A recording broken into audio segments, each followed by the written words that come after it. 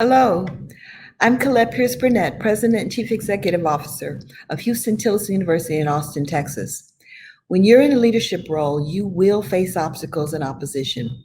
But the obstacles brought on by the year 2020 have challenged all leaders in all sectors in ways that we could never have expected.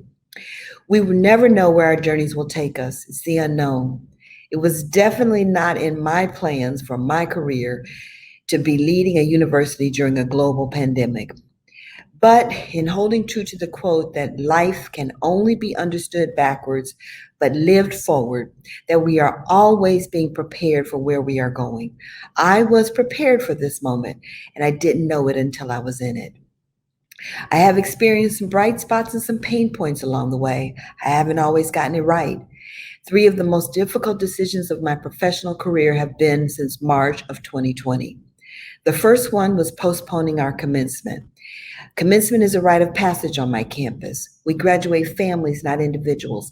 And to have to postpone that long-awaited celebration for my graduates and their families was a pain point for me. The second decision was opening my campus up to host a rally for the Black Lives Matter March here in Austin, mandating masks for close to 20,000 people marching for justice. And then number three, the third decision was deciding to stay fully online for a non-online campus for the fall semester. Each of these decisions were made in an environment of unknowns, like driving in the fog. Each of them had tremendous risks, and each of them had an impact on several lives. In hindsight, those decisions were good decisions, but that's hindsight, and hindsight is always 2020. And in keeping with that hindsight, there are 7 clear things that I have learned as super necessary that assisted me in leading through unknown situations and with unknown circumstances. The first one was to feel all the feels, but do not let your emotions take over.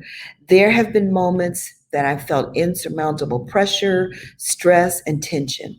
It often made me feel like I wanted to give up, that it would feel easier to give up. But instead, I had to remind myself that I'm the leader, that I am ultimately the person that my team is looking up to lead us through this crisis. So I had to own my emotions, but I had to manage them.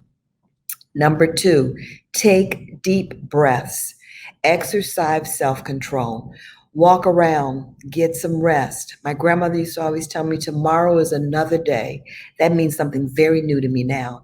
Take it a moment at a time. Start fresh, and then remember that everything you need to be successful, you have. And that failure is a part of life, and it's only a failing if you don't learn from it. Number 3, trust with an exclamation point. Trust is what binded my team together, making us stronger. We worked together to create a culture of vulnerability and candor, and we trusted and believed in the mission and that we all have a common goal. Number 4, stay positive. Do not get caught up in the doom and gloom space. It's easy to do, but this is heart work. So you must move beyond the negativity. Exhibit a positive attitude. Be committed to a well thought out game plan, even if you have to be flexible when more information becomes available. We decided early on during COVID-19 that we would follow the science. And when the science self-corrected, so would we. So we challenged complainers to be problem solvers. We eliminated internal assassins and toxic people from our team. No place for that when you're driving in the fog, dealing with the crisis and the unknown. Number 5, continue to stoke the fire in your belly.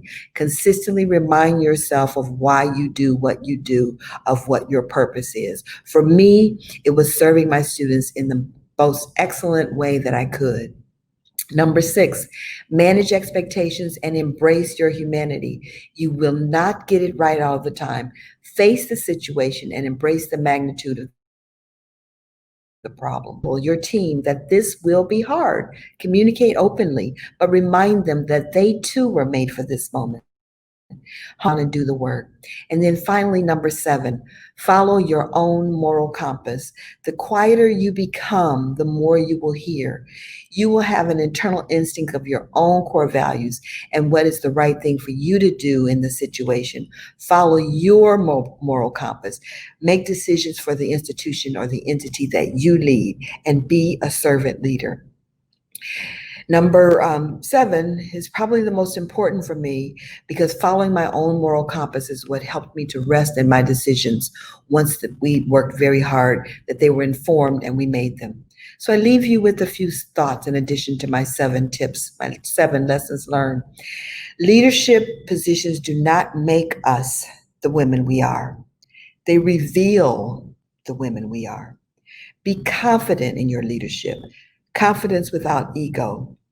It's the tough times that separate the mediocrity from the excellence. Exercise your fearlessness.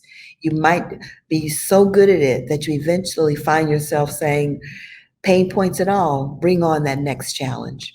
You and your organization will be stronger on the other side. Bottom line, leading through crisis requires natural skills that women have: empathy, listening, multitasking, being open, being constant and consistent in their communication, compassionate, patience, confidence without ego, innovation, integrity, and a willingness to learn and a willingness to unlearn. All of these are characteristics that women have naturally. So, my sisters, bright spots and pain points, keep leading. The world needs your leadership, especially during the unknown.